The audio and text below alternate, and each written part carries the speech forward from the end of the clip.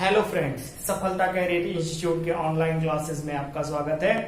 कल मैंने आपको हिंदी की क्लास 3 बताई थी और आज क्लास 4 है। तो कल पहले जो मैंने पढ़ाया था उसके बारे में थोड़ा सा देख लीजिए। कल मैंने आपको बताया था वर्ड विचार। क्या बताया था? वर्ड विचार। वर्ड विचार में हमने आपको बताया था व्याकरण के अंग। व्याकरण के अंग हमने आपको बताया था व्याकरण के अंग। तो व्याकरण के अंग हमने आपको कितने बताए थे? 3। व्याकरण के अंग हमने आपको कितने बताए थे? 3। कौन कौन से बताए थे? वर्ड, शब्द और वाक्य। वर्ड, शब्द और वाक्य। तो दोस्तों, वर्ड, शब्द और वाक्य हमने व्याकरण के आपको 3 अंग बताए। तो हमने उसमें आपको ध्वनि बताई थी। हमने आपको क्या बताई थी? ध्वनि। हमने आपसे बताया था भाषा की सबसे छोटी मौखिक इकाई क्या होती है? ध्वनि होती है। अगर आपसे पूछा जाए भाषा की सबसे छोटी लिखित इकाई तो क्या होती है? वर्ड होती है दोस्तों। ठीक है। और हमने इसके बाद आपको बताया था भाव के आधार पर भाषा के अंग, भाषा के सबसे छोटी इकाई क्या होती है? वाक्य। भाव या भावार्थ के आधार पर भाषा की सबसे छोटी इकाई क्या होती है दोस्तों?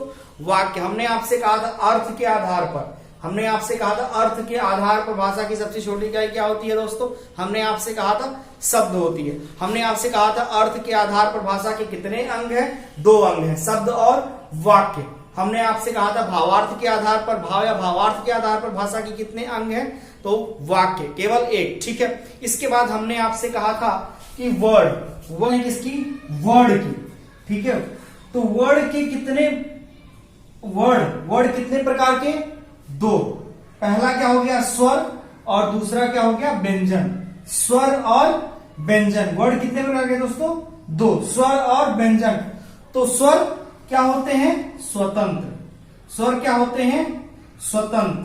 और व्यंजन क्या होते हैं दोस्तों? यह स्वतंत्र नहीं होते। स्वर का ठीक अपोजिट, स्वतंत्र नहीं होते। स्वर का ठीक अपोजिट, यह स्वतंत्र नहीं होते। क्यों दोस्तों? ध्यान दीजिएगा। स्वर बिना किसी अन्य वर्ड की सहायता के बोले जाते हैं। स्वर बिना किसी अन्य वर्ड की सहायता के बोले जाते हैं। जबकि व्यंजन को बोलने के लिए स्वर की सहायता लेनी पड़ती है। व्यंजन को बोलने के लिए स्वर की सहायता लेनी पड़ती है। तो परिभाषा देखिए, परिभाषा देखिए दोस्तों। परिभाषा देखिए दोस्तों, क्या है? वे वर्ड जो बिना किसी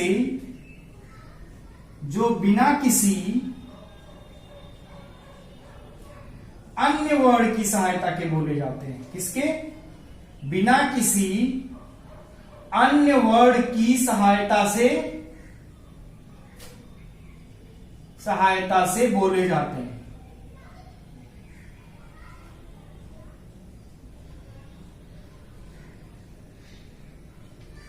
बोले जाते हैं। ठीक।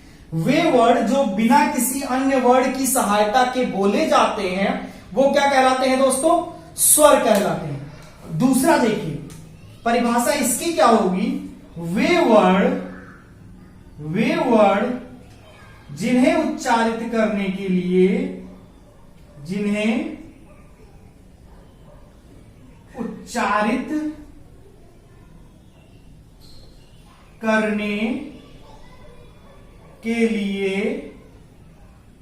अन्य वर्ड की सहायता लेनी पड़ती है।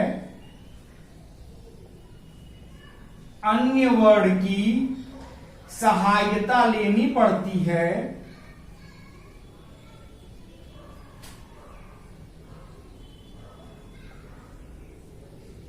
क्या कहलाते हैं? व्यंजन कहलाते हैं। क्या कहलाते हैं दोस्तों?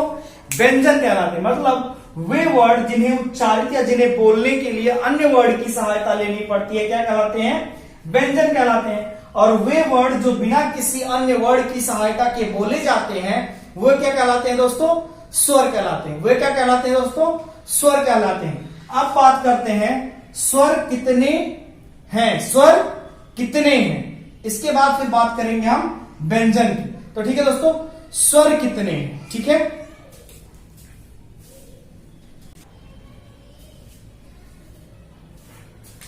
हाँ तो दोस्तों स्वर कितने हैं, स्वर कितने हैं कुल 11। कितने स्वर है दोस्तों, कुल 11 स्वर है। कितने हैं, 11 स्वर। देखिए कौन कौन से हैं, छोटा आ, बड़ा आ, छोटी ई, बड़ी ई, छोटा ऊ, बड़ा ऊ, री, ए, ओ और औ। तो दोस्तों कितने स्वर हो गए ये 11। छोटा आ बड़ा आ, छोटी ई बड़ी ई, छोटा ऊ बड़ा ऊ, री, ए ओ औ। ठीक, कितने स्वर हो गए दोस्तों, स्वरों की संख्या कितनी हो गई दोस्तों 11। कितनी हो गई दोस्तों, स्वरों की संख्या 11। अब ध्यान दीजिए दोस्तों कि कुछ लोग कहेंगे सर जी हम छोटे थे तो पढ़े थे अंग और अह भी, तो ध्यान दीजिएगा दोस्तों अंग और अह कहां आता है। ठीक, अंग और अह अगर दोस्तों हम इनको सम्मिलित रूप से कहें तो ये क्या है, अयोगवाह। क्या है दोस्तों, अयोगवाह। और दोनों को अगर अलग अलग कहें तो अंग को हम क्या कहेंगे दोस्तों, अनुस्वार, और अह को क्या कहेंगे दोस्तों, विसर्ग। क्या कहेंगे, विसर्ग। एक बात और ध्यान दीजिए, अयोगवाह का प्रयोग केवल और केवल स्वर के लिए किया जाता है। किसके लिए, इनका प्रयोग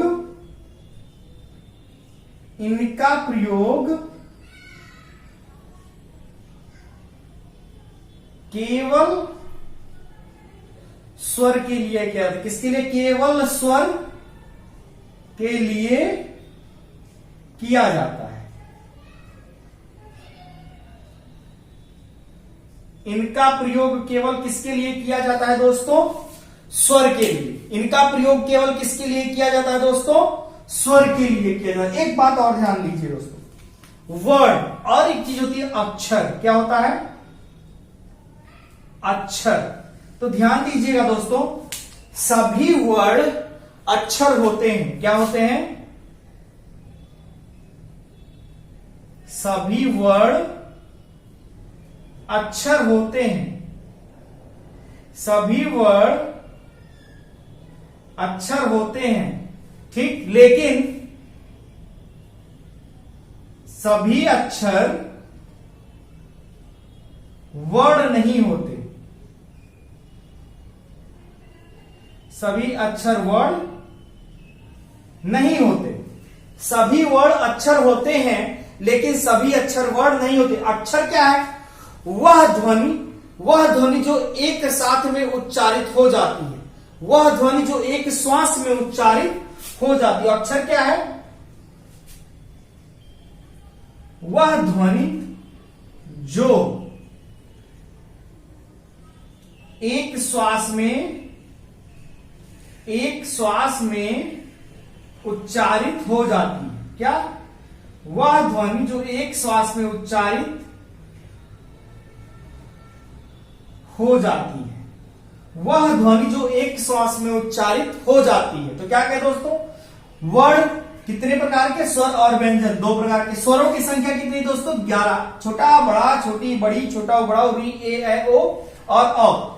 अंग और अ या दोनों सम्मिलित रूप से क्या है, अयोगवाह। अगर इनको अलग अलग देखा जाए तो अंग को क्या कहेंगे, अनुस्वार, अ को क्या कहेंगे, विसर्ग। और इन दोनों का प्रयोग केवल किसके लिए होता है, स्वर के लिए। केवल किसके लिए प्रयोग किया जाता है, स्वर के लिए। अगला हमने कहा वर्ड और अक्षर, सभी वर्ड अक्षर होते हैं लेकिन सभी अक्षर वर्ड नहीं होते। तो अक्षर क्या होता है, वह ध्वनि जो एक श्वास में उच्चारित हो जाती है। वह ध्वनि जो एक श्वास में उच्चारित हो जाती है। ठीक है दोस्तों, ये स्वर के प्रकार की। तो स्वर के प्रकार की दोस्तों हम मात्रा के आधार पे, उच्चारण के आधार पे, कई आधार पे स्वरों को पढ़ेंगे। तो सबसे पहले हम पढ़ते हैं मात्रा वा उच्चारण, मात्रा व उच्चारण के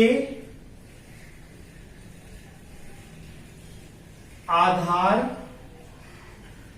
पर स्वरों के प्रकार के आधार पर स्वर, ये लिखिए,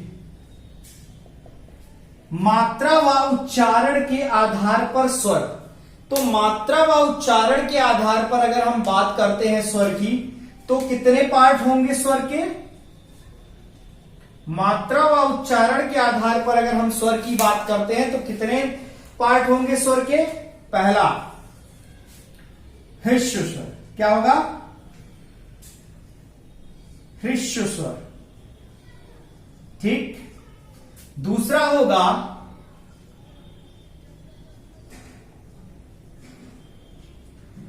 दीर्घ स्वर, और तीसरा होगा दोस्तों प्लुत स्वर। कितने हो गए? 3। तो स्वर के अगर प्रकार पूछा जाए आपसे तो कितने आप बताएंगे? स्वर के प्रकार कितने? 3। मात्रा और उच्चारण के आधार पर स्वर के प्रकार अगर पूछ ले तो भी 3, अगर सिंपल आपसे पूछ ले कि स्वर के कितने प्रकार, तो 3। तो ध्यान दीजिएगा दोस्तों, ह्रस्व स्वर अगर कहा जाए तो ह्रस्व स्वर का उल्टा दीर्घ स्वर होता है। क्या होता है? ह्रस्व स्वर का उल्टा क्या होता है? दीर्घ स्वर होता है, ठीक। अब ध्यान दीजिए, हम ह्रस्व स्वर को और क्या कहते हैं? कहते हैं हम ह्रस्व स्वर को लघु स्वर। क्या कहते हैं? लघु स्वर भी कहते हैं। क्या कहते हैं? लघु स्वर भी कहते हैं। और इसको क्या कहते हैं दोस्तों? और इसको क्या कहते हैं दोस्तों? एक मात्रिक भी कहते हैं। क्या कहते हैं? एक मात्रिक भी कहते हैं। क्या कहते हैं? एक मात्रिक भी कहते हैं। और इसको क्या कहते हैं दोस्तों? मूल स्वर भी कहते हैं। क्या कहते हैं? मूल स्वर भी कहते हैं। क्या कहते हैं दोस्तों? मूल स्वर। क्या कहते हैं? मूल स्वर। ध्यान दीजिएगा, लघु स्वर का अपोजिट दोस्तों होता है गुरु स्वर। क्या होता है? गुरु स्वर, ठीक। मतलब हम दीर्घ स्वर को क्या कह सकते हैं? गुरु स्वर क्या कह सकते हैं। और दीर्घ स्वर को हम द्विमात्रिक स्वर भी कह सकते हैं। क्या कह सकते हैं? द्विमात्रिक स्वर। क्या कह सकते हैं? द्विमात्रिक स्वर, ठीक है। क्या कह सकते हैं? द्विमात्रिक स्वर। मतलब स्वर के 3 प्रकार, ह्रस्व, दीर्घ और प्लुत। ह्रस्व स्वर को हम लघु स्वर, एक मात्रिक स्वर या फिर मूल स्वर भी कह सकते हैं। दीर्घ स्वर को हम गुरु स्वर और द्विमात्रिक स्वर को कह सकते हैं प्लुत स्वर, ठीक है। अब दोस्तों, ठीक है, ध्यान दीजिएगा, ह्रस्व स्वर कहते किसे हैं? ह्रस्व स्वर कहते हैं जिसको बोलने में एक मात्रा का समय लगे। जिस स्वर को बोलने में एक मात्रा का समय लगे या फिर जिस स्वर को बोलने में कम समय लगे, उसको हम क्या कहते हैं? ह्रस्व स्वर कहते हैं। अब दीर्घ स्वर किसे कहते हैं? जिस स्वर को बोलने में द्विमात्रा या फिर ह्रस्व स्वर का 2 गुना समय लगे। जिस स्वर को बोलने में द्विमात्रा का समय या फिर ह्रस्व स्वर का 2 गुना समय लगे तो क्या कहेंगे हम उसको? दीर्घ स्वर कहेंगे। क्या कहेंगे दोस्तों? दीर्घ स्वर कहेंगे। अब बात आती है प्लुत स्वर। ऐसा स्वर जिसे बोलने में ह्रस्व और दीर्घ दोनों से अधिक समय लगे। ऐसा स्वर जिसे बोलने में ह्रस्व और दीर्घ दोनों से अधिक समय लगे तो क्या कहेंगे दोस्तों? प्लुत स्वर कहेंगे। क्या कहेंगे दोस्तों? प्लुत स्वर कहेंगे। तो ह्रस्व, दीर्घ और प्लुत, मात्रा व उच्चारण के आधार पर स्वर ह्रस्व, दीर्घ व प्लुत, ठीक है। सिंपल अगर पूछ ले कि स्वर कितने प्रकार के? 3, ह्रस्व, दीर्घ एवं प्लुत। तो दोस्तों कल बात करेंगे हम ह्रस्व, दीर्घ और प्लुत स्वर के, ठीक है, कि कौन कौन से ह्रस्व स्वर है, कौन कौन से दीर्घ स्वर है और कौन कौन से प्लुत स्वर है, ठीक है दोस्तों। वैसे अगर ह्रस्व स्वर की बात की जाए तो आ, ई, उ और री, सॉरी, आ, ई, उ और री को हम ह्रस्व स्वर कहते हैं। आ, ई, उ और री को हम क्या कहते हैं? ह्रस्व स्वर। आ, ई, उ और री, क्या? आ, ई, उ और री को हम क्या कहते हैं? ह्रस्व स्वर। बाकी सारे के सारे क्या है दोस्तों? दीर्घ स्वर। आ, ई, उ, ए, ओ, औ क्या होता है दोस्तों? कौन सा स्वर है ये? दीर्घ स्वर। कौन सा स्वर है? आ, ई, उ, ए, ओ, औ कौन सा स्वर है दोस्तों? दीर्घ स्वर। तो कल दोस्तों हम इसके बारे में और विस्तृत चर्चा करेंगे, ठीक है। वैसे हमने टाइम टेबल अपडेट कर दिया दोस्तों, 3 दिन Sunday, Monday Tuesday Wednesday, Monday Tuesday Wednesday की मॉर्निंग में रीजनिंग रहेगी, Wednesday Thursday Friday Saturday, Thursday Friday Saturday, इस 3 दिन आपका मैथ्स रहेगा, ठीक। और मंडे ट्यूसडे वेडनेसडे की इवनिंग में हिंदी रहेगी, थर्सडे फ्राइडे सैटरडे को हम बाल विकास पढ़ाएंगे दोस्तों, ठीक है, TET CTET and super TET के लिए, ठीक है दोस्तों। तो ठीक है, आज के लिए इतना ही, बाय।